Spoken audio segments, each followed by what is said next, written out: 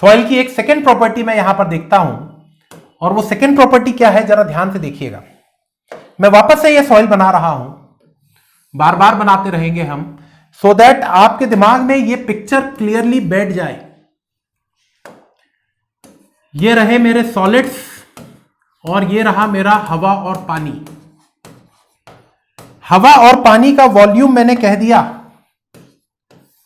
VV, और solids का volume मैंने कह दिया है VS, और सॉइल का टोटल वॉल्यूम मैंने कह दिया है V। इसी डायग्राम से मैंने अभी एक टर्म डिफाइन किया था जिसको मैंने वॉइड रेशियो कहा था। अब मैं एक और टर्म यहां पर डिफाइन करता हूं, जरा ध्यान से देखेंगे। पहला टर्म मेरा वॉइड रेशियो था, सेकेंड टर्म मैं यहां पर डिफाइन कर रहा हूं, और उस सेकेंड टर्म को नाम दे रहा हूं पोरोसिटी का। इसका एक और नाम होता है दैट इज परसेंटेज वॉइड्स। या तो आप इसको पोरोसिटी बोल दें या फिर आप इसको परसेंटेज वॉइड्स के रूप में बोल दें, और इसको मैं रिप्रेजेंट करूंगा स्मॉल n से। पोरोसिटी या फिर परसेंटेज वॉइड्स, और इसको रिप्रेजेंट किया जाता है बाय स्मॉल n। अब ये क्या है, तो ये क्या है जरा देख लेते हैं। क्या है ये, काय की दिक्कत है, जरा देखें भैया ध्यान से। ये जो आपका टर्म है पोरोसिटी, ये डिफाइन होता है वॉल्यूम ऑफ द वॉइड्स का ratio with respect to the total volume of the soil. भाई इससे पहले हमने वॉइड रेशो डिफाइन किया था, जिसमें मैंने वॉल्यूम ऑफ द वॉइड्स का रेशो निकाला था सॉलिड्स के वॉल्यूम के रिस्पेक्ट में।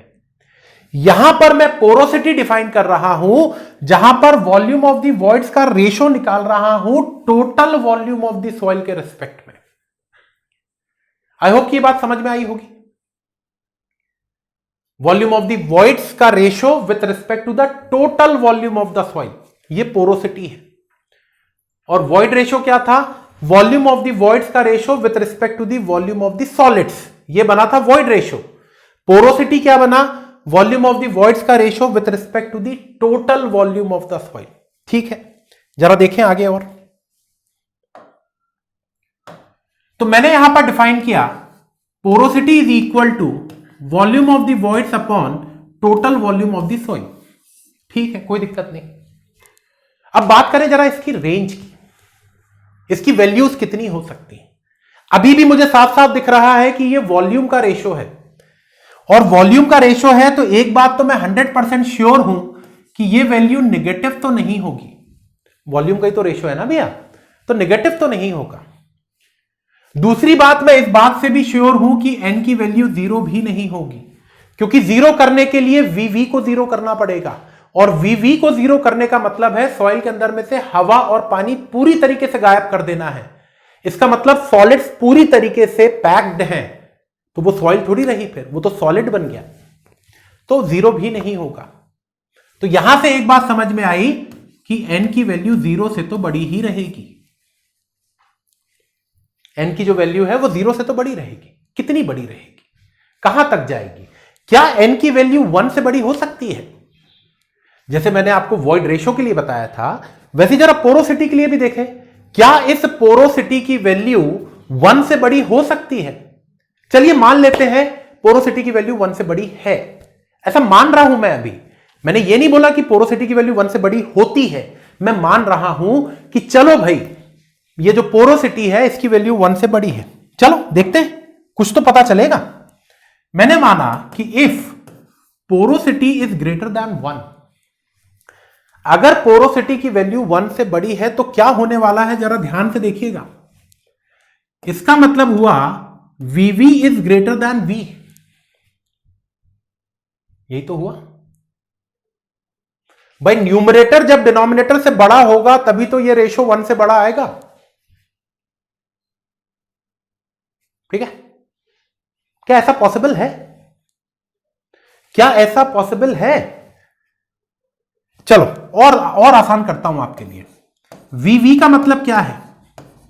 VA plus VW is greater than किससे? V का मतलब क्या है? VA plus VW plus VS। क्या मिला भैया? यहां तो कुछ अजीबोगरीब चीज मिली मुझे। क्या मिला? अजीबोगरीब ये चीज मिली कि VS की वैल्यू तो निगेटिव हो गई। देखो ना, ऐसा पॉसिबल है क्या? सॉलिड क्या किसी का भी वॉल्यूम क्या नेगेटिव हो सकता है? नहीं हो सकता ना। इसका मतलब क्या हुआ? ये जो अजम्पशन मैंने माना था, ये अजम्पशन गलत है।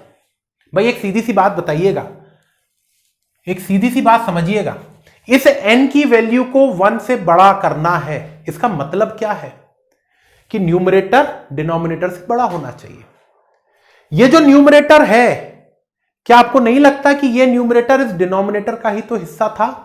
भाई क्या मैं ऐसा बोल सकता हूं कि आपकी क्लास में 100 स्टूडेंट्स हैं? सुनिएगा जरा ध्यान से, आपकी क्लास में 100 स्टूडेंट्स हैं, ऐसा मैंने माना एग्जाम्पल। उन 100 स्टूडेंट्स में 40 लड़के हैं और 60 लड़कियां हैं। कर सकते हैं विश्वास? हो सकता है, ये पॉसिबिलिटी है।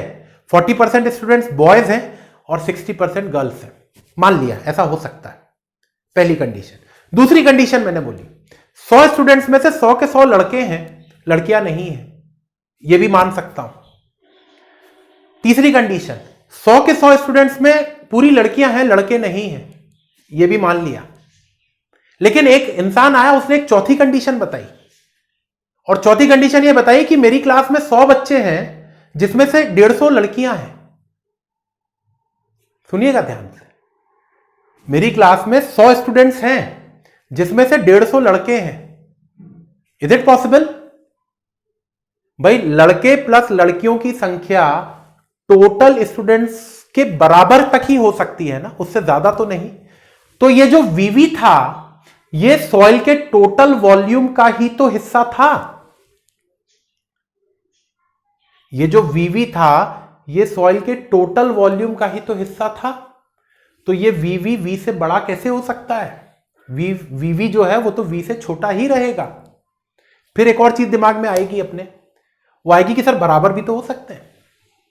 ये वीवी वी के बराबर हो गया तो ये तो हो सकता है। भाई चलो मान लिया कि वीवी वी से ज्यादा नहीं हो सकता, तो वीवी वी के बराबर कर दिया तो क्या दिक्कत है सर? तो आप बोलोगे नहीं। क्यों नहीं? क्यों नहीं बोल सकते ऐसा? बता देता हूं वो भी आपको। देखिए हर एक चीज को मैं बहुत ही ज्यादा डिटेल में जाके बता रहा हूं।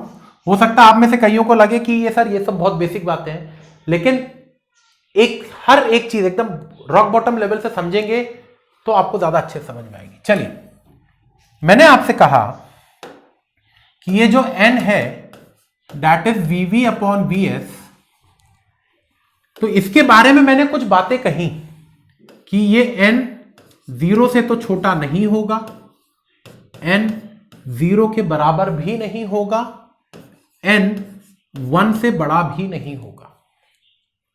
0 से छोटा क्यों नहीं होगा? क्योंकि वॉल्यूम का रेशियो है, नेगेटिव नहीं हो सकता। 0 के बराबर क्यों नहीं होगा? क्योंकि 0 के बराबर करने का मतलब था न्यूमरेटर को 0 करना, पॉसिबल नहीं है। 1 से बड़ा नहीं हो सकता क्योंकि वीवी सॉरी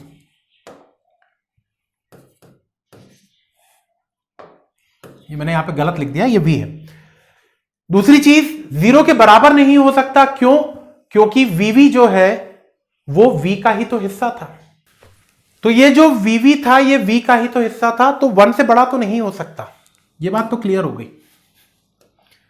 हाँ, एक डाउट दिमाग में है, उस डाउट को भी खत्म कर ले। सर ये वीवी अगर वी के बराबर हो गया तो क्या होगा? मतलब क्या n की वैल्यू 1 के बराबर हो सकती है? देखिए 0 से छोटी नहीं हो सकती, 0 के बराबर नहीं हो सकती, 1 से बड़ी नहीं हो सकती। क्या 1 के बराबर हो सकती है? चलो फिर से मानते हैं, मान लेते हैं 1 के बराबर हो गई। If n is equal to 1, मतलब VV बराबर V के हो जाएगा। इसका मतलब क्या हुआ भैया? VA plus VW is equal to, VV का मतलब था VA plus VW is equal to V। V क्या है? VA plus VW plus VS।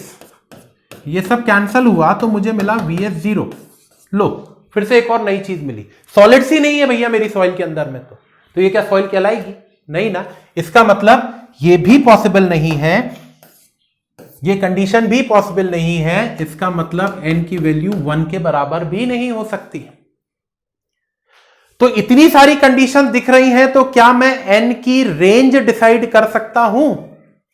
0 से छोटा नहीं हो सकता, 0 के बराबर नहीं हो सकता, 1 से बड़ा नहीं हो सकता, 1 के बराबर नहीं हो सकता। तो क्या मैं n की रेंज डिसाइड कर दूं? अब सारी कुछ चीजें तो मैंने देख ली, इसकी लिमिटेशंस दोनों साइड से, किससे छोटा नहीं हो सकता, किससे बड़ा नहीं हो सकता, ये सारी बातें तो कर ली। तो यहां से मुझे n की रेंज मिल गई भैया। n की रेंज क्या मिल गई?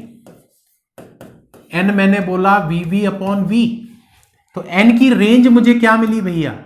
0 से तो बड़ा होगा, लेकिन 1 से छोटा भी होगा। ना 1 से के बराबर हो सकता है, ना 0 के बराबर हो सकता है। तो n की रेंज मुझे मिल गई, दैट इज बिटवीन 0 to 1। एक और चीज याद रखिएगा, इस n को मैंने एक और नाम से जाना था, इस n को मैंने एक और नाम से जाना था, और वो नाम था परसेंटेज वॉइड्स। मतलब इस पोरोसिटी को मैं परसेंटेज के रूप में भी एक्सप्रेस कर सकता हूं। भाई परसेंटेज लिखा है तो इसका मतलब ये बट ऑब्वियस सी बात है ना कि मैं इसको परसेंटेज के रूप में भी रिप्रेजेंट कर सकता हूं। ठीक है, कर देते हैं रिप्रेजेंट, काहे की दिक्कत है उसमें। तो इसको क्या मैं ऐसा लिख सकता हूं, 0% से लेके n से लेके 100%। बोले भैया, आई होप कि ये बातें क्लियर हो गई होंगी सभी को कि पोरोसिटी होता क्या है और पोरोसिटी की रेंज क्या होती है। आई होप कि ये दो बातें क्लियर हुई होंगी, एक वॉइड रेशियो के बारे में और एक पोरोसिटी के बारे में। ये सारे टर्म्स बहुत इंपॉर्टेंट है, एग्जाम के पॉइंट ऑफ व्यू से तो इंपॉर्टेंट है ही, नो डाउट। आगे का सॉइल मैकेनिक्स जो आपका है, उस सॉइल मैकेनिक्स को समझने के लिए ये सारी बातें समझना बहुत जरूरी हो जाता है। तो अभी फिलहाल में मैंने दो टर्म्स पढ़े हैं, कौन कौन से भैया? वो दो टर्म्स कौन कौन से रहे मेरे? पहला टर्म मैंने पढ़ा वॉइड रेशियो का, और इस वॉइड रेशियो को मैंने डिफाइन किया है volume of the voids upon volume of the solids. अभी कुछ मजेदार चीज देखते हैं इसमें भी, और इसकी रेंज भी मैंने डिसाइड कर दी कि भैया ये जो E है ये 0 से बड़ा रहेगा। कितना बड़ा रहेगा मुझे नहीं पता, 1 से बड़ा हो सकता है ये। दूसरी प्रॉपर्टी जो मैंने पढ़ी यहां पर, जो दूसरी प्रॉपर्टी मैंने सॉइल की पढ़ी अभी यहां पर, उसको मैंने पोरोसिटी का नाम दिया, जिसको मैंने n से रिप्रेजेंट किया था, और ये n को मैंने बोला है volume of the voids upon total volume. इसकी रेंज भी डिसाइड कर दी थी मैंने। ये जो n था ये 0 से तो बड़ा ही रहेगा भैया, वॉल्यूम का रेशियो है, नेगेटिव नहीं हो सकता, और 0 भी नहीं हो सकता, क्योंकि 0 करने के लिए न्यूमरेटर को 0 करना पड़ेगा, और न्यूमरेटर को 0 करना मतलब वॉइड्स को 0 कर देना, जो कि प्रैक्टिकली पॉसिबल नहीं है, और ये 1 से भी छोटा होगा।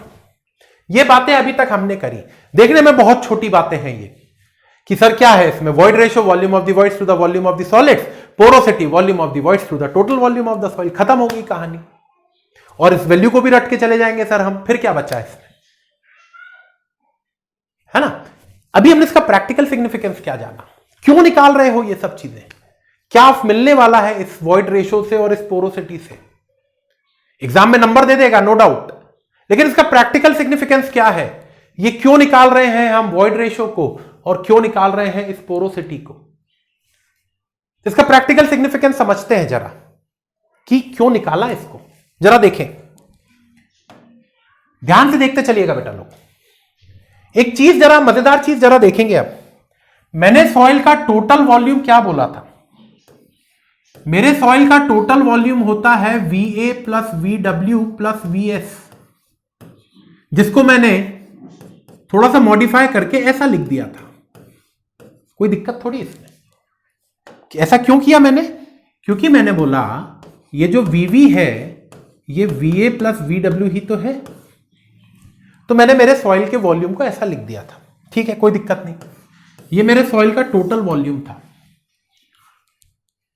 एक चीज जरा गौर करिएगा और हमेशा के लिए याद कर लीजिएगा इस चीज को, जो मैं अब बताने जा रहा हूं आपको। जनरली हम स्किप कर देते हैं पढ़ने के दौरान इन सब बातों को, लेकिन इंपॉर्टेंट है जो बात मैं आपको बताने वाला हूं अब। आगे की सॉइल मैकेनिक्स में बहुत जगह पे हम इस कंसेप्ट को, जो अब मैं आपको बताने जा रहा हूं, इस कंसेप्ट को हम यूज करेंगे काफी सारी जगह। बहुत सारे क्वेश्चन गेट में आप इस तरीके के पूछे गए हैं जिसमें यह कंसेप्ट अप्लाई होगा जो मैं अभी आपको बताऊंगा। जरा ध्यान से देखेंगे। ये मेरे पास टोटल वॉल्यूम मिला है सॉइल का। Total volume is equal to volume of the voids plus volume of the solids. Voids के वॉल्यूम का मतलब है एयर प्लस वाटर का वॉल्यूम। एक चीज हमेशा के लिए दिमाग में बिठा के रख लीजिए, सॉइल के साथ कुछ भी कर दो आप, ध्यान से सुनिएगा, एकदम देसी भाषा में बता रहा हूं आपको। सॉइल के साथ आप कुछ भी कर दीजिए, उस पर लोड लगा दीजिए, उससे लोड हटा लीजिए, उसमें पानी डाल दीजिए, उसमें से पानी बाहर निकाल लीजिए, जो करना चाहे वो कर दो सॉइल के साथ। आप जो मन करे वो करिए सॉइल के साथ। उस पर लोड रख दीजिए, उसमें से लोड हटा दीजिए, उसमें पानी डाल दीजिए, उसमें से पानी हटा लीजिए, और भी कुछ करना चाहे सब कर दो सॉइल के साथ। सॉइल का सब प्रॉपर्टीज चेंज हो सकती हैं भाई। जब आपने सॉइल के ऊपर में लोड लगाया, बनी बात है सॉइल की प्रॉपर्टीज में कुछ ना कुछ चेंज आएगा। सॉइल से लोड हटाया, सॉइल की प्रॉपर्टीज में कुछ ना कुछ चेंज आएगा। सॉइल में पानी ऐड किया, प्रॉपर्टीज में चेंज आएगा। सॉइल से पानी गायब कर दिया, आप नहीं करेंगे, एवोपरेट हो गया मतलब पानी, सॉइल की प्रॉपर्टीज में चेंज आएगा। कोई नई सॉइल लाके मिला, मतलब नई सॉइल को भी छोड़िए, कुछ और भी करना चाहे सब कुछ कर दीजिए सॉइल के साथ, सॉइल की सारी कुछ प्रॉपर्टीज चेंज हो जाएंगी सिवाय एक के। ये जो सॉलिड्स आप देख रहे हो ना, सॉलिड्स का वॉल्यूम और सॉलिड्स का वेट कभी भी चेंज नहीं होगा। आप सॉइल के साथ कुछ भी कर दो, हम ऐसा मानते हैं, एक अजम्पशन है जो हम पूरे सॉइल मैकेनिक्स में बाय डिफॉल्ट मान लेते हैं कि जो सॉइल के सॉलिड पार्टिकल्स हैं वो इनकंप्रेसिबल होते हैं। इनकंप्रेसिबल मतलब क्या? जिसको कंप्रेस ना किया जा सके। अगर मैं किसी भी चीज को कंप्रेस कर रहा हूं मतलब उसका वॉल्यूम चेंज कर रहा हूं। तो अगर मेरे सॉलिड पार्टिकल्स इनकंप्रेसिबल हैं, इसका मतलब सॉलिड पार्टिकल्स के वॉल्यूम को मैं चेंज नहीं कर सकता। प्रैक्टिकली वॉल्यूम चेंज थोड़ा बहुत होता है, लेकिन मैं एक अजम्पशन मान के चलता हूं पूरी सॉइल मैकेनिक्स में। मैं का मतलब हम सब सॉइल मैकेनिक्स में एक अजम्पशन मान के चलते हैं, और वो अजम्पशन ये है कि सॉलिड्स, सॉइल के अंदर में जो सॉलिड पार्टिकल्स हैं दे आर इनकंप्रेसिबल। मैं लिख रहा हूं यहां पे, इसको आप याद रखेंगे। क्या लिखा मैंने? लिखा ये कि द सॉलिड पार्टिकल्स, जो सॉइल के सॉलिड पार्टिकल्स हैं, आर इनकंप्रेसिबल। ऐसा मानते हैं हम हमेशा। पूरी सॉइल मैकेनिक्स में ये अजम्पशन मानना पड़ेगा हमको। और अगर ये अजम्पशन माना हमने तो क्या मैं बोल सकता हूं Vs जो है वो कांस्टेंट हो जाएगा। जो Vs है, वॉल्यूम ऑफ द सॉलिड्स, आपने उसको इनकंप्रेसिबल मान लिया है ना भैया। इनकंप्रेसिबल मान लिया है का मतलब क्या हुआ? इसका वॉल्यूम कांस्टेंट हो गया है। सॉलिड्स का वॉल्यूम कांस्टेंट हो गया है। इसका मतलब क्या हुआ? बहुत इंपॉर्टेंट चीज आएगी यहां पे, अब ध्यान से सुनिएगा बातों को। आई होप कि यह बात तो यहां तक क्लियर हो गई होगी कि जो आपके सॉलिड पार्टिकल्स हैं उनको मैं इनकंप्रेसिबल मानूंगा। इसका मतलब क्या हुआ? इसका मतलब यह हुआ कि इसका मतलब यह हुआ कि भैया मेरी सॉइल का टोटल वॉल्यूम तो होता था VV प्लस VS, जहां पे ये मैं बार बार थोड़े दिनों तक आपके लिए ये लिखता रहूंगा ताकि ये बातें दिमाग में बैठ जाए कि VV का मतलब क्या है। टोटल वॉल्यूम ये होता है जिसमें से मैं बोल रहा हूं सॉलिड्स का वॉल्यूम तो कांस्टेंट है भैया, सॉलिड्स का वॉल्यूम तो कांस्टेंट है। तो इसका मतलब क्या मैं ये बोल सकता हूं कि अगर मेरे सॉइल के टोटल वॉल्यूम में कोई चेंज आ रहा है तो that change will be only due to the change in the voids. भाई Vs तो हमेशा के लिए कांस्टेंट है ना, Vs तो हमेशा के लिए कांस्टेंट है ना, तो ये तो खत्म ही हो गई ना कहानी, ये तो चेंज होगा ही नहीं कभी। तो अगर सॉइल के टोटल वॉल्यूम में कोई चेंज आ रहा है तो वो टोटल वॉल्यूम में चेंज किसके कारण आएगा? वीवी में चेंज के कारण ना। तो ये बहुत इंपॉर्टेंट कंसीडरेशन है। क्यों लिखा मैंने ऐसा? Because Vs is always constant. ऐसा हम मानते हैं कि सॉलिड्स में तो कोई फर्क नहीं पड़ेगा, सॉलिड्स का वॉल्यूम तो हमेशा के लिए कांस्टेंट है। मैं रिपीट कर रहा हूं इस बात को, आप सॉइल के साथ कुछ भी कर दो, पानी डाल दो, पानी निकाल लो, लोड लगा दो, लोड हटा दो, जो करना है सॉइल के साथ कर दो, सब कुछ चेंज हो सकता है सिवाय सॉलिड्स के वॉल्यूम के। वॉल्यूम और वेट दोनों, सॉलिड का वॉल्यूम और सॉलिड का वेट चेंज नहीं होगा। और अगर सॉलिड का वॉल्यूम चेंज नहीं हो रहा है तो मेरे भाई सॉइल के टोटल वॉल्यूम में चेंज किसके कारण आएगा? वीवी में अगर चेंज आता है तो ही टोटल वॉल्यूम में चेंज आएगा। मतलब हवा और पानी कम ज्यादा अगर हुए तो ही सॉइल के वॉल्यूम में चेंज आएगा, क्योंकि सॉलिड्स पे तो कोई असर पड़ना नहीं है, सॉलिड्स का वॉल्यूम तो कांस्टेंट ही रहेगा। ये हालांकि थियोरेटिकल कंसेप्ट है, लेकिन कई सारे न्यूमेरिकल सॉल्व करने में आपकी हेल्प करेगा ये कंसेप्ट। न्यूमेरिकल जब आएंगे तो मैं इस कंसेप्ट को वापस से आपको रिकॉल करवाऊंगा कि कुछ दिन पहले हमने ये कहानी पढ़ी थी और इस कहानी को हम यूज कर रहे हैं आज न्यूमेरिकल्स में। ऐसा मैं आगे बोलूंगा कभी ना कभी, तो प्लीज इस चीज को याद रखिएगा। क्लियर? चले आगे देखते हैं। ये क्यों बताया मैंने? अभी तो कोई न्यूमेरिकल कर नहीं रहे ना हम, फिर ये क्यों बताया मैंने आपको? ये इसलिए बताया, जरा ध्यान देंगे, ये मैंने क्यों बताया आपको? ये मैंने इसलिए बताया क्योंकि अभी फिलहाल में हमने दो डेफिनेशंस पढ़ी थी, वॉइड रेशो वीवी अपॉन वीएस और पोरोसिटी वीवी अपॉन वी। इनकी रेंज वगैरह सब हम पढ़ चुके हैं। थोड़ा सा प्रैक्टिकली बात करें, आप इन फ्यूचर जब हम कुछ न्यूमेरिकल्स वगैरह सॉल्व करेंगे सॉइल मैकेनिक्स के, या जब कभी आप इन फ्यूचर जॉब वगैरह के सिलसिले में फील्ड पर जाएं, तो अगर सॉइल मैकेनिक्स से रिलेटेड कोई डेटा आपके पास अवेलेबल है तो मैक्सिमम जगह पे पोरोसिटी से ज्यादा वॉइड रेशो को प्रेफरेंस दी जाती है। भाई आपके पास सॉइल का कुछ डेटा है, आप फील्ड पर हैं, किसी जॉब में आपके फील्ड पर हैं आप, वहां पे सॉइल का कुछ एक डेटा आपके पास अवेलेबल कराया गया, कुछ कंस्ट्रक्शन वगैरह आपको करना था वहां पे, तो कुछ डेटा अवेलेबल कराया गया सॉइल का। तो उसमें जनरली आप देखेंगे कि पोरोसिटी से ज्यादा वॉइड रेशो को प्रेफरेंस दी जाती है। ऐसा क्यों? हालांकि ऐसा नहीं है कि अगर आपने वॉइड रेशो के बजाय पोरोसिटी दे दिया डेटा में तो वो आपको सामने वाला मारने दौड़ पड़ेगा कि भाई मैं वॉइड रेशो क्यों नहीं दिया तूने, सिर्फ पोरोसिटी क्यों दी। ऐसा नहीं है, पोरोसिटी भी दे सकते हो आप, लेकिन मैं आपसे यह बोल रहा हूं कि अगर कभी कंपैरिजन की बात आई कि इन दोनों में से प्रेफर किसको किया जाए, तो हमेशा वॉइड रेशो को प्रेफरेंस दी जाती है एज कंपेयर टू पोरोसिटी। ऐसा क्यों? सीधा सिंपल सा रीजन है। अगर आप इस वॉइड रेशो के फॉर्मूले को देखें या फिर इस पोरोसिटी के फॉर्मूले को देखें, दोनों फॉर्मूले में एक कॉमन चीज है, दोनों के न्यूमरेटर में वॉल्यूम ऑफ द वॉइड्स दिख रहा है। अंतर क्या है? इन दोनों के डिनोमिनेटर में, वॉइड रेशो के डिनोमिनेटर में वीएस है और पोरोसिटी के डिनोमिनेटर में टोटल वॉल्यूम है।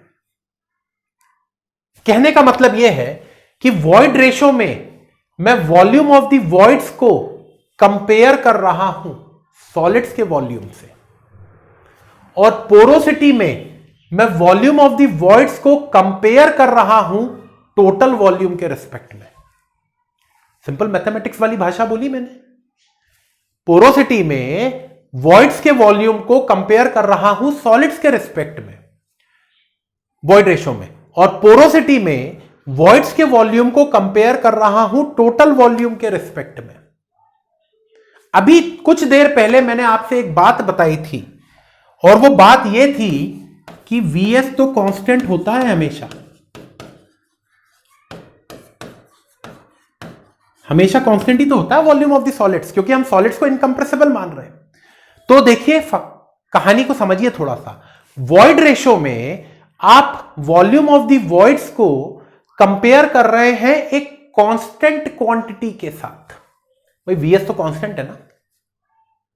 वॉइड रेशो में आप वॉल्यूम ऑफ द वॉइड्स को कंपेयर कर रहे हैं एक कांस्टेंट क्वांटिटी के साथ, जबकि पोरोसिटी को देखें जरा, पोरोसिटी के डिनोमिनेटर में V आ रहा है और इस V का मतलब होता है VV प्लस VS। ये VS तो चलो मैंने माना भैया कांस्टेंट है, लेकिन ये VV तो चेंज हो सकता है ना, ये VV तो चेंज हो सकता है ना। इसका मतलब वॉल्यूम ऑफ द सॉइल भी चेंज हो सकता है। भाई वॉल्यूम ऑफ द सॉइल बना है दो चीजों से मिलके, वॉल्यूम ऑफ द वॉइड्स और वॉल्यूम ऑफ द सॉलिड्स, जिसमें से सॉलिड्स का वॉल्यूम तो चलो मैंने माना हमेशा के लिए कांस्टेंट है, लेकिन ये VV कांस्टेंट थोड़ी है, ये तो चेंज हो सकता है ना। इसका मतलब ये V भी आपका वेरिएबल होगा। कहने का मतलब क्या है कि पोरोसिटी में आप वॉल्यूम ऑफ द वॉइड्स को कंपेयर कर रहे हैं एक वेरिएबल क्वांटिटी के साथ। वॉइड रेशो में VV को आप कंपेयर कर रहे हैं एक कांस्टेंट क्वांटिटी के साथ, और पोरोसिटी में आप इसको कंपेयर कर रहे हैं एक वेरिएबल क्वांटिटी के साथ। ज्यादा अच्छी कौन सी चीज है? किसी को भी कंपेयर एक कांस्टेंट क्वांटिटी के साथ करेंगे तो वो कंपैरिजन एक अच्छा कंपैरिजन माना जाएगा। यहां पर तो भाई इस डिनोमिनेटर का ही कोई पता ठिकाना नहीं है, ये खुद में ही चेंज होता जा रहा है। तो इस वेरिएबल के साथ दूसरे वेरिएबल को कंपेयर करने से क्या ही फायदा मिलेगा? ज्यादा अच्छा है ना कि मैं एक वेरिएबल को किसी दूसरे कांस्टेंट क्वांटिटी के साथ कंपेयर करूं। इसीलिए वॉइड रेशो को ज्यादा प्रेफर किया जाता है पोरोसिटी के रिस्पेक्ट में। आगे आई होप कि अब बात क्लियर हो गई होगी ये कि why void ratio is preferred more than porosity. मैं ये नहीं कह रहा हूं कि पोरोसिटी यूज ही नहीं की जाती, कहीं पर करी जाती है, लेकिन अगर कभी कंपैरिजन की बात आए कि भाई इन दोनों में से ज्यादा प्रेफरेबल क्वांटिटी कौन सी है सॉइल को रिप्रेजेंट करने के लिए, तो आप बोलोगे वॉइड रेशियो। क्लियर हो गई बात? ये दो प्रॉपर्टीज हमने पढ़ी और उसका पूरा डिटेल जितना हो सकता है वो सारी बातें मैंने आपको बता दी। वॉइड रेशियो क्या होता है, पोरोसिटी क्या होता है, वॉइड रेशियो का मिनिमम मैक्सिमम वैल्यू, पोरोसिटी की मिनिमम मैक्सिमम वैल्यू, और इनका कुछ प्रैक्टिकल सिग्निफिकेंस। जरा तीसरी प्रॉपर्टी पे आते हैं सॉइल की।